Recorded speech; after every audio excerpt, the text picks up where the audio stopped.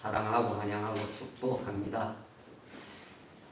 제가 교회학교 교사를 할 때 이런 경우가 자주 있었습니다. 주일학교 선생님을 해보신 분들은 어쩌면은 경험하신 것인지도 모르겠습니다. 전도되어서 오거나 스스로 교회를 이렇게 나오는 아이를 가리켜서 새 친구 그렇게 부릅니다. 어른들은 새 가족 그렇게 얘기를 합니다. 새 친구는 전도한 친구와 함께 앞에 이렇게 나와서 축하도 받고 선물도 이렇게 받게 됩니다. 그리고 4주가 이렇게 지나면은 등반을 이렇게 하게 됩니다. 정식으로 다른 친구들과 함께 출석부에 이름을 올리게 됩니다. 제가 다니던 그 교회에서는 처음 이렇게 나온 친구가 계속해서 교회를 나오도록 하기 위해서 매주마다 이렇게 선물을 주었습니다. 조금씩 다른 선물을 4주간 계속 이렇게 주는 거예요. 또한 그 전도한 친구에게도 그 아이를 계속해서 데리고 나오도록 하기 위해서 선물을 이렇게 주었습니다. 그런데 놀랍게도 4주가 딱 지나면은 아이가 교회를 안 나오는 거예요. 즉 전도한 친구도 더 이상 그 아이를 데리고 나오려고 하지 않고 전도된 아이도 교회를 나오지를 않는 것입니다. 선물 때문에 전도를 한 것이고 선물 때문에 교회를 나와 준 것입니다. 그러다가 몇 개월이 이렇게 지나서 친구 초청 잔치를 하게 되면은 또 그 아이를 데리고 나옵니다. 다시 4주간 선물을 받습니다. 그리고 4주가 지나면 또다시 교회를 안 나오는 거예요. 더 놀라운 것은 그렇게 전도를 했던 아이마저도 교회를 안 나온다는 거예요. 전도한 친구가 안 나오는 건 이해를 되는데 전도를 했던 그 아이마저도 교회를 안 나오는 거예요. 그리고는 한 1년 정도 교회를 안 나오고 쉽니다. 그러다가 그 새 친구로 다른 아이의 손에 끌려서 교회를 나오게 됩니다. 선물 때문에 졸지에 그 교회를 오랫동안 다니는 아이가 새 친구로 교회를 나오게 되는 거예요. 사실 어떻게 해서든지 교회를 이렇게 나오게 하려고 하다 보니까 웃기면서도 슬픈 이런 우픈 일이 발생을 하게 되더라는 것. 오늘 본문은 가슴 아픈 이야기면서도 동시에 가슴 벅찬 이야기이기도 합니다. 요즘 제가 인간에게 가장 귀중한, 소중한, 중요한 이 먹는 문제인 떡 먹는 이야기를 계속 하고 있습니다. 만나 이야기를 했고 또 지난주에는 오병이어의 이야기를 했습니다. 그리고 오늘 또 이 떡과 관련된 이야기를 하려고 합니다. 오늘 본문의 실마리를 이렇게 풀어가기 위해서 제가 세 단어를 제시를 합니다. 표적, 무리, 제자 이렇게 세 단어를 제시를 합니다. 우선 이 표적이라고 하는 이 단어는 오늘 본문의 이 저자인 요한이 즐겨 쓰는 그 단어입니다. 6장에서만도 2절과 14절과 26절과 30절 이렇게 4번씩이나 등장을 합니다. 이적이라는 말과 표적이라는 말은 다릅니다. 차이가 있다라는 겁니다. 이적은 인간의 상식이나 이성으로는 도저히 설명할 수 없는 초자연적이고 초이성적인 사건이나 일을 가리켜서 이적이다. 그렇게 얘기를 합니다. 이적은 사건 자체에 초점을 두는 것입니다. 이적은 사건 자체에 초점을 두는 것입니다. 이적을 일으킨 분이 누구이고 이 이적을 통해서 무엇을 말씀하고자 하는가 그 목적에 대해서는 관심이 별로 없다라는 거예요. 예컨대 예수님께서 행하신 오병이어 사건이나 또 풍랑위로 걸어오신 사건이나 병든 자를 고친 사건이나 또 귀신을 내어 쫓고 죽은 나사로를 살린 사건 같은 것은 다 이적에 해당이 된다라는 겁니다. 그런가 하면 표적에는 이 이적도 포함이 됩니다. 이 표적에는 이적도 포함이 된다라는 거예요. 그러면서도 표적은 이적 자체에 초점이 있기보다는 그 너머에 더 초점을 두는 것입니다. 즉, 표적은 이적을 실현하는 실현하는 자의 신분과 그 이적이 뜻하는 바가 무엇인가 하는 것을 밝히는 데 목적이 있다라는 겁니다. 이를테면은 표적을 통해서 예수님이 하나님의 아들이시다, 구원자다 라고 하는 것을 믿도록 하려는 것입니다. 이적 자체에 초점이 있는 것이 아니고 그 이적 너머에 예수님이 누구인가, 왜 오셨는가 그것을 밝히려고 하는 것이 바로 표적이다라는 거예요. 요한복음 2장에 보시면은 예수님께서 갈릴리 가나 혼인잔치에 가셔서 물로 포도주를 만든 사건이 거기에 기록이 되어 있습니다. 2장 11절에 가서 보시면은 예수께서 이 첫 표적을 갈릴리 가나에서 행하여 그의 영광을 나타내심에 제자들이 그를 믿으니라는 말씀이 나오고 있습니다. 이런 점에서 표적은 일종의 표지판, 신호, 안내판 역할을 한다라고 보시면 됩니다. 서대구 IC를 빠져나와서 교회 방향으로 이렇게 오려고 하면은 세 방꼴로 빠지는 표지판이 있고 조금 더 내려오면은 성주 방향을 가리키는 표지판이 있습니다. 그런데 그 표지판이 있는 곳이 성주는 아니지요. 거기서 약 30km를 더 가야만 성주가 나오는 거예요. 표적을 통해서 예수님이 누구신가, 왜 오셨는가를 밝히기 위해서 표적이 필요하다라는 거예요. 자, 그리고 다음으로 생각할 것은 무리와 제자에 대한 것입니다. 오늘 6장에는 무리, 제자라고 하는 단어가 참 많이 등장을 합니다. 무리와 제자 모두 예수님을 따르는 자들이라고 할 수 있습니다. 그런데 여기에도 무리와 제자에게도 차이가 있다라는 거예요. 무리는 예수님의 손에 들린 것을 보고 따르는 자가 무리입니다. 즉, 이적 자체에 더 관심을 두는 자가 무리입니다. 자기가 원하는 것을 얻고자 따르는 자를 가리킵니다. 그래서 무리는 중심이 자기에게 있습니다.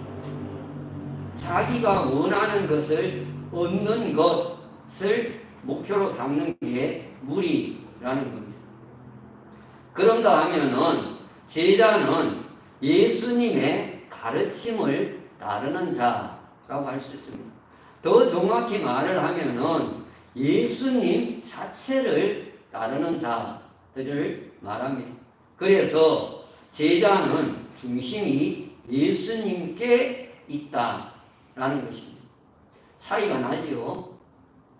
자, 이쯤하고 오늘 말씀으로 들어가겠습니다. 예수님께서 오병이어의 이적을 일으키고 난 후에 사람들이 술렁이고 또 흥분하기를 시작을 했습니다. 약 1400년 전에 이스라엘 백성들이 시내 광야를 방황을 하고 있을 때 하나님께서는 그들에게 하늘 양식인 만나를 먹이셨습니다. 지금 그와 비슷한 사건이 그들이 경험하게 되었다라는 것입니다. 그러자 그들은 이 예수님을 보면서 모세와 같은 지도자를 또 올렸을 것입니다. 곧 예수님이시라면은 우리의 먹는 문제를 해결해 주실 수 있을 것이다. 그렇게 여긴 것입니다. 또한 예수님이시라면은 로마의 억압으로부터 이 민족을, 이스라엘 민족을 해방시켜 줄 것이다. 그렇게 여긴 것입니다. 자, 생각이 이쯤에 이르게 되자 무리들은 예수님을 자신들의 임금으로 삼고자 합니다. 요한복음 6장 15절에 그렇게 말씀을 하셨습니다. 예수님께서 이를 위해서 오셨다라고 한다면은 아마 그들의 바람대로 응해 주셨을 것입니다. 그런데 거기에 목적이 있지 않으셨기 때문에 예수님은 그들을 피해 다니셨습니다.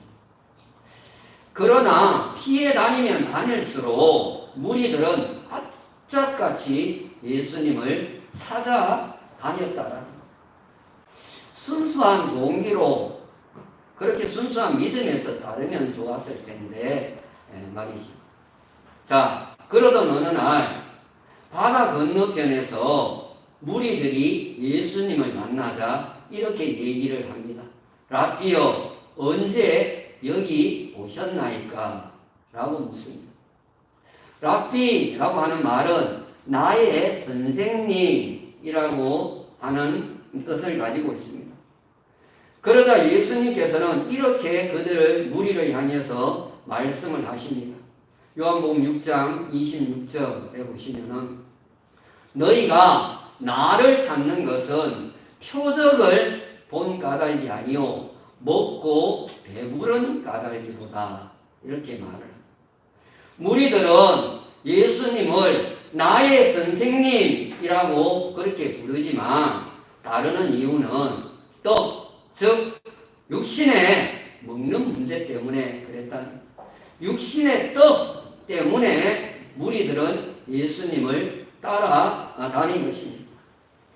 육신의 떡에만 관심을 쏟는 것이 바로 이적, 기적에 그렇게만 초점을 두는 것이 된다라는 것입니다.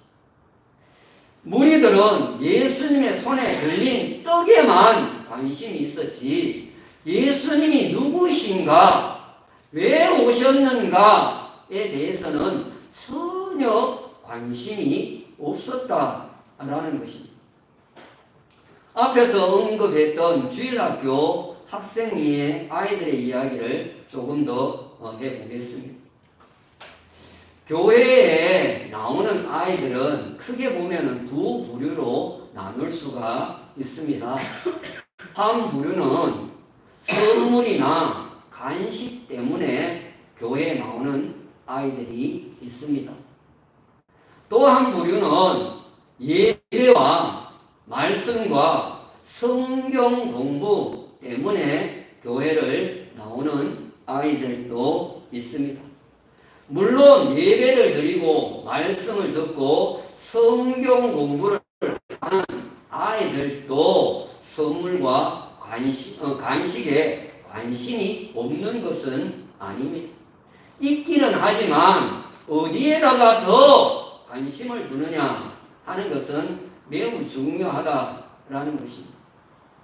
선물이나 간식에만 관심이 있는 아이들은 교회에서 선물이나 간식을 주지 않으면은 더 이상 교회를 다니지 않고 언제라도 주일 학교를 떠나버린다라는 것. 그에 반해서 예배와 말씀과 성경 공부에 관심이 있는 아이들은 간식이나 선물을 주면 좋지만 주지 않더라도 괜찮다라는 거예요. 왜냐하면 그들은 왜 자신이 교회를 다녀야 하는지를 그 이유를 알고 있기 때문에 그렇다라는 것입니다. 6장에는 떡과 양식이라고 하는 말씀도 참 많이 등장을 합니다. 자, 그런데 예수님께서는 이 떡에 대한 말씀을 많이 하시면서도 이 오병이어 사건이 일어나고 칠병이어 사건이 있은 이후부터는 더 이상 그들에게 육신의 떡을 주시지를 않고 자신을 가리켜서 생명의 떡이다 그렇게 말씀을 하십니다. 요한복음 6장 35절에서는 나는 생명의 떡이니 라고 말씀을 하고 있고 48절에서는 내가 곧 생명의 떡이니 라고 말씀을 하십니다. 그러시면서 49절에 가서 보시면은 너희 조상들은 광야에서 만나를 먹었어도 죽었다 라는 말씀을 하십니다. 육신의 떡을 먹어도 영원히 살 수는 없는 것입니다. 그러시면서 예수님은 무리들이 듣기에는 너무나도 어려운 그런 말씀을 하십니다. 그 말씀과 자신을 연결을 시킵니다. 예수님의 살을 먹고 예수님의 피를 마셔야만 영생을 얻을 수 있다는 말씀을 하십니다. 상당히 어려운 말씀이지. 우리는 예수님께서 가나 혼인잔치에서 물로 포도주를 만드신 이 첫 표적을 통해서 무엇을 말씀은 하시고자 하는 것을 우리는 이쯤에서는 좀 이해를 하게 될 것입니다. 또한 오병이어 사건을 통해서도 무엇을 말씀하시고자 하는 것을 우리는 어느 정도 이해를 할 수 있을 것입니다. 자, 이 두 가지 사건을 연결을 해보면은 예수님께서 단순히 잔치의 흥을 돋구고자 포도주를 만드신 것이 아니다 라고 하는 사실을 우리는 알게 될 것이고, 또한 배고픈 사람들에게 떡을 먹이신 것도 단순히 그들의 배를 채워주려고 하는 것이 아니었다 하는 사실도 우리는 알게 된다라는 것입니다. 이것은 예수님의 고난과 십자가의 죽으심과 연결이 되는 것입니다. 떡은 십자가에서 찢어주신 예수님의 몸과 연결이 되는 것이고, 포도주는 예수님께서 십자가에 흘려주신 피와 연결이 되어지는 것을 우리는 깨닫게 된다라는 것입니다. 여러분, 우리는 육신의 떡이 너무너무 귀하지만 육신의 떡만으로는 영원히 살 수가 없습니다. 인간은 죄로 인해서 영원히 죽는데, 이에서 살리는 유일한 방법은 오직 십자가에서 대속해 주신 예수님의 살과 피로만 가능한 줄 믿으시기를 주님의 이름으로 축원합니다. 자, 60절을 보십니다. 제자 중 여럿이 듣고 말하되 이 말씀은 어렵도다. 예수님께서 자신의 살과 피에 대해서 이야기를 하고 또 자기는 하늘에서 내려왔다 그러고 그런 이야기를 들으니까 마음이 복잡하고 생각이 복잡해지는 거예요. 여기 여러 제자들은 12제자들을 가리키는 것은 아닙니다. 어쨌든 제자 중 여러 속에 실은 무리에 더 가까운 그런 자들이 있었다라는 거예요. 제자인데 제자가 아니고 무리와 같은 그런 속에 있는 포함되는 자들이 있었다라는 것입니다. 육신의 등만 바라보고 따르는 자들 말입니다. 이스라엘을 로마의 억압으로부터 구원해주는 지도자를 바라보는 그런 자들 말입니다. 이들은 제자, 오늘 제자라는 이름을 가졌지만 제자라고 할 수가 없는 무리에 속한 자들이라는 것입니다. 예수님께서는 십자가의 대속을 말씀하시자 사람들이 이 말씀은 어렵도다 그렇게 얘기를 합니다. 여러분, 왜 예수님의 가르침이 어려울까요? 관심이 딴 데가 있기 때문에 그런 것입니다. 세상 욕심과 자기 욕망으로 가득 차 있어서 예수님의 말씀이 귀에 들려올 턱이 없는 것입니다. 다른 데 관심을 두고 있으니까 말씀이 안 들려온다는 거예요. 주님이 보여주신 그 표적이 가리키는 것을 볼 수가 없는 거예요. 성주 쓰여진 그 글자만 보이고 거기서 더 멀리 있는 그곳을 볼 수가 없다라는 거예요. 뜻만 보이는 거예요. 자, 그래서 주님의 말씀이 그들에게는 걸림이 되었습니다. 시험거리가 되었다는 거예요. 또한 그들은 모여서 수군거립니다. 교회 안에서 수군거리기 시작하면 목회자나 교회 중직자들에게 대해서 수군거리기 시작하면 그 교회는 힘들어지는 거죠. 그리고 66절에 보시면 그때부터 많은 사람이 주님의 곁을 떠나가 버립니다. 그토록 그들의 필요를 채워주며 예수님을 제대로 믿어서 영생의 길을 가기를 원하셨건만 그들은 미련 없이 주님으로부터 등을 돌리고 말았다는 것입니다. 여러분, 이런 상황에서 주님의 마음이 얼마나 아프고 찢어졌을까? 십자가에서 찢어지는 그 고통보다도 어쩌면 더 큰 고통이었을지도 모릅니다. 많은 동역자 목사님들이 공통적으로 하시는 말씀이 있습니다. 교회에서 교인들이 떠나갈 때 그때가 가장 가슴이 아프다는, 특히 작은 교회에서 물질로 몸으로 섬기던 사람이, 큰 일꾼이 어느 날 갑자기 무슨 이유에서인지 모르지만 교회를 떠나갈 때는 마치 자신의 한쪽 팔이 잘려나간 것 같은 그런 큰 고통을 겪게 된다는 것입니다. 그 아픔은 저도 똑같습니다. 교회가 부흥되는 것하고는 비교할 수 없는 것. 나중에 가서 보시면은 12제자 가운데 하나인 가룟 유다마저도 예수님이 이스라엘 민족을 구원하는 그런 민족을 해방시키는 지도자가 되지 못하는 것을 알고 주님을 떠나갑니다. 배신을 해버립니다.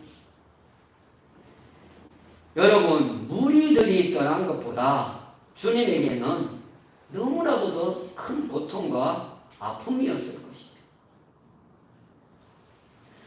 그것은 주님 곁에 남아있던 제자들에게도 너무나도 엄청난 상처와 아픔이 되었음에 틀림이 없습니다.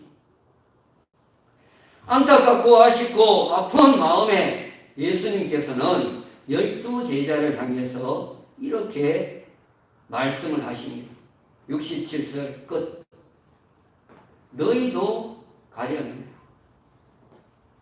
참으로 가슴 아픈 그런 말씀이 아닐 수가 없습니다. 너희도 가련.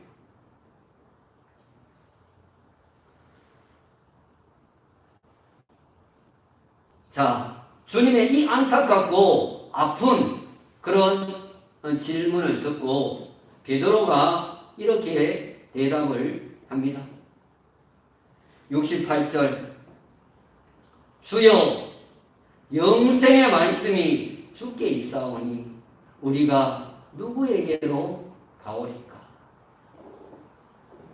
여러분, 가슴 아픈 이야기 뒤에는 가슴 벅찬 이야기도 나오는 것을 볼 수가 있습니다. 여기 영생의 말씀이 주께 있다라고 하는 이 의미는 첫째, 예수님의 가르침 속에 영생의 길이 있다는 뜻입니다. 예수님의 가르침 속에 영생의 길이 있기 때문에 떠날 수가 없다는 것. 두 번째는 예수님이 곧 영생으로 인도하는 분이시다는 그런 뜻이 담겨 있습니다.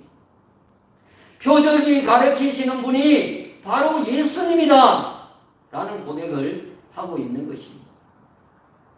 그래서 베드로는 다 떠나더라도 우리는 못 떠납니다. 난 못 갑니다. 그런 단호한 결단과 의지를 예수님께 내보였던 것입니다. 여러분, 베드로의 이 고백이 주님 곁을 떠나가는 수많은 그런 사람들을 보면서 아파하시던 주님의 마음에 얼마나 큰 위로와 또한 힘이 되었을까요? 얼마나 예수님의 가슴에 벅찬 감격이 되었겠습니까? 제가 얼마 전에 후라보노 껌을 한 통을 샀습니다. 요즘에 1,000원 하더라고요, 한 통. 그런데 겉에 껌종이 겉에 보니까 이런 글귀가 적혀 있어서 그것이 저에게 참 큰 힘이 되었어요. 뭐라고 적혀 있냐면 견디면 이겨요. 그렇게 적혀 있어요. 견디면 이겨요. 여러분, 믿고 견디면 이깁니다. 영원한 생명인 영생을 얻습니다. 우리 모두 주님과 함께 고난을 잘 견디고 영생의 길을 걸어가는 우리 모두가 될 수 있기를 예수님의 이름으로 축원합니다. 오늘 주신 말씀을 생각하면서